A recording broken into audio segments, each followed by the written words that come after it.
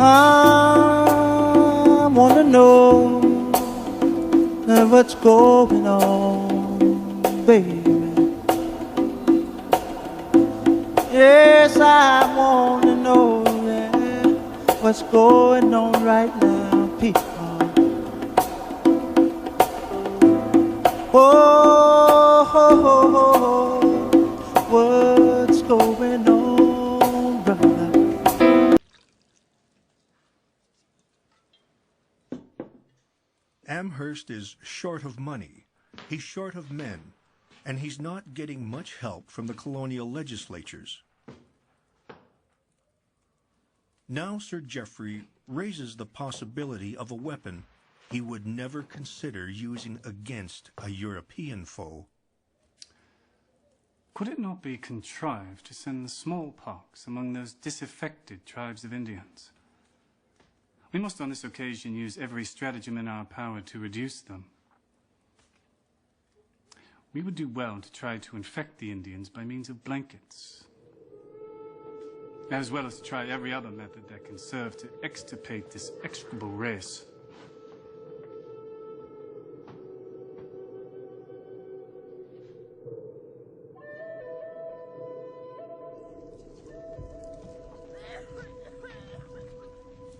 In fact, smallpox has already ravaged the Indians.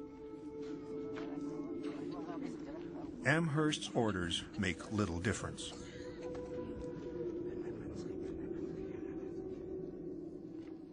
Planned Parenthood founder Margaret Sanger is known for her advocating in favor of eugenics as a form of population control.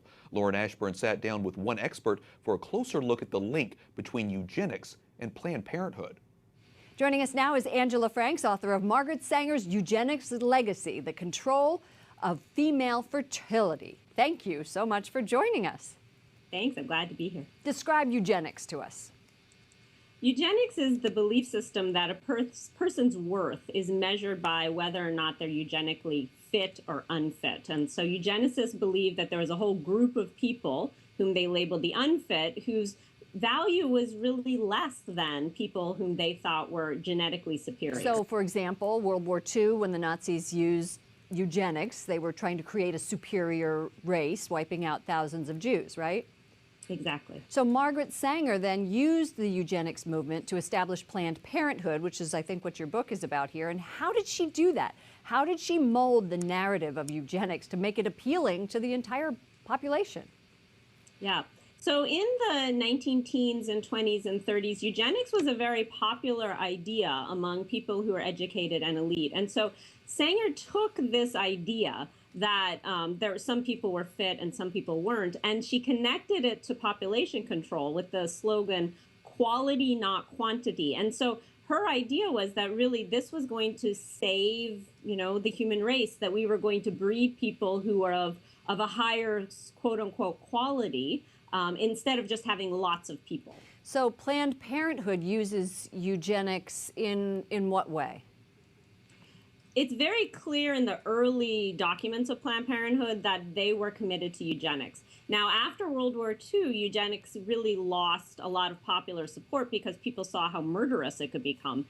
So after World War II, eugenics goes underground, and it really becomes much more closely fused into population control. So I say population control is eugenics with a passport. So I interviewed Archbishop Charles Chaput, and in his new book, he says this about eugenics: the quest through genetics and technology for a new kind of humanity that transcends the jail cell of the purely human brain and flesh is a new research frontier. Why has it become so commonplace now? Is it because of the research? Yeah, that's really caused a resurgence of eugenics as the genetic research became more and more specialized and more accurate. I mean, really, eugenics in the 1920s was wildly inaccurate. But today we know a lot more about the human genome. And so the idea is now we're going to manipulate it and control it and produce superior people. And very quickly, we just have a few seconds. What is going to happen with the eugenics movement moving forward? Well, I think what's going to happen is that people have to resist it. And that's, the technology is going to be there. All right. Angela Franks, author and director of theology at St. John's Seminary. Thank you so much for joining us. One issue that really grabbed me as urgent were issues related to population, reproductive health. But did you come to reproductive issues as an intellectual? When I was growing up, my parents were always involved in various volunteer things. My dad was head of Planned Parenthood, and it was very controversial to be involved with that. When Margaret Sanger, check my history, started Planned Parenthood, the objective was to put these centers in primarily black communities so they could help kill black babies before they came into the world. You don't see that talked that much about. It's Planned Parenthood. No, it's planned genocide. And you can quote me on that.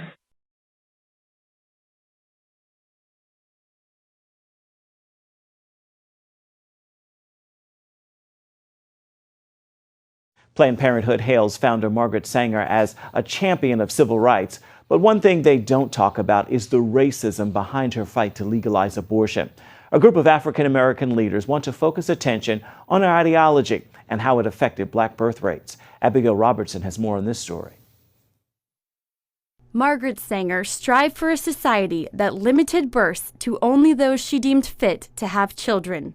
Well, I think the greatest sin in the world is bringing children into the world that have disease from their parents, that have no chance in the world to be a human being, practically.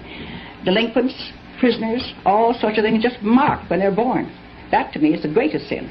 Many pro-choice advocates see her as a hero, but critics call her a racist eugenics promoter who targeted black communities with her Planned Parenthood clinics. Margaret Sanger, the founder of Planned Parenthood, once said, colored people are like weeds, they need to be exterminated. People don't understand that 79% of Planned Parenthood clinics are located in minority communities, and that minority communities shoulder a disproportionate amount of abortion. Dr. King says while African Americans make up only 13% of the U.S. population, over 30% of aborted babies are from black mothers. Under the veil of secrecy and deception, 60+ million babies have not been born because they were aborted legally since '73. 1/3 of that population belong to the African American community. Planned Parenthood recently celebrated its 100th anniversary, prompting pro-life leaders to unite under the banner 100 No More to educate the public on the harmful impact Planned Parenthood has had on the African American community. 100 No More hope rallies like this one in Washington spread across the country to enlighten people about Sanger and her tragic legacy. I have a real serious concern about the number of abortions that's taking place in the minority community, particularly the black community. And that I see this as a form of genocide. That is something we need to take a serious look at. Planned Parenthood receives around $500 million each year from taxpayers. 96% of the time, if a pregnant woman walks into their clinic, that she will have an abortion. Pro-life advocates want Congress to move that money to women's clinics that do not perform abortions. They outnumber already around the country Planned Parenthood clinics 20-1. They truly help poor women. They truly care for the least of these, but they don't do abortions. Reporting from Washington, Abigail Robertson, CBN News. Well, let's start with Margaret Sanger. Now, you know, Margaret Sanger lived in the early part of the 20th century, so obviously Hillary didn't know her. She admires the woman's legacy and what she stood for. She received the Margaret Sanger Award in Houston in 2009 and did this kind of eulogy to Margaret Sanger, saying that we should all admire her and we should fight for the cause that she fought for. Now, what was that cause? Well, you know, the conventional wisdom and the propaganda put out by Planned Parenthood, the organization she started, is, gee, Margaret Sanger was just all about spacing out your pregnancies. It's about how women should have control over their own reproduction. Well, actually, Margaret Sanger wasn't about that at all. It wasn't that she thought the population was too big and people should have fewer children. She actually had a racist view of this whole thing.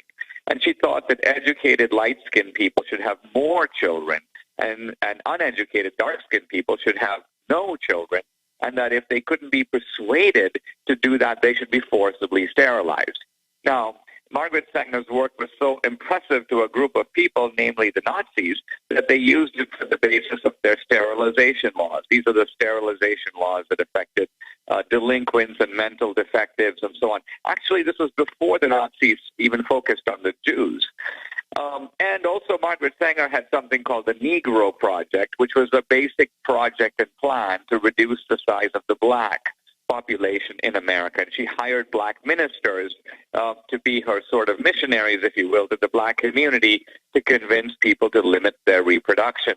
This is Margaret Sanger. You think today that nobody would defend her, and people would think that this kind of eugenic philosophy, which has a Nazi edge or tinge to it.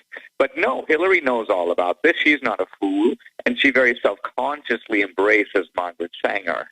Saul Alinsky is a little different because Hillary knew Alinsky. She met him in high school. She brought him to Wellesley College when she was a student there. So he was an actual mentor in the sense that I think he was instrumental in moving Hillary from being a kind of young conservative, a Goldwater girl in her teenage years, to becoming not only a left-wing radical, but essentially a crook like Alinsky himself. Do you want to see the court overturn Roe v. Wade? Well, if we put another 2 or perhaps 3 justices on, that's really what's going to be, will happen. And that'll happen automatically, in my opinion, because I am putting pro-life justices on the court. I will say this, it will go back to the states, and the states will then make a determination. Secretary Clinton. Well, I strongly support Roe v. Wade, which guarantees a constitutional right to a woman to make the most intimate, most difficult in many cases, decisions about her health care that one can imagine. And in this case, it's not only about Roe v. Wade. It is about what's happening right now in America. So many states are putting very stringent regulations on women that block them from exercising that choice, to the extent that they are defunding Planned Parenthood, which of course provides all kinds of cancer screenings and other benefits for women in our country. Our advocacy is needed now more than ever before in this community. This is a difficult political climate for family planning, and I am deeply troubled, as I'm sure you are, by the Trump administration's proposed budget cuts. If empowering women is more than just rhetoric for the president, he'll prove it by funding family planning.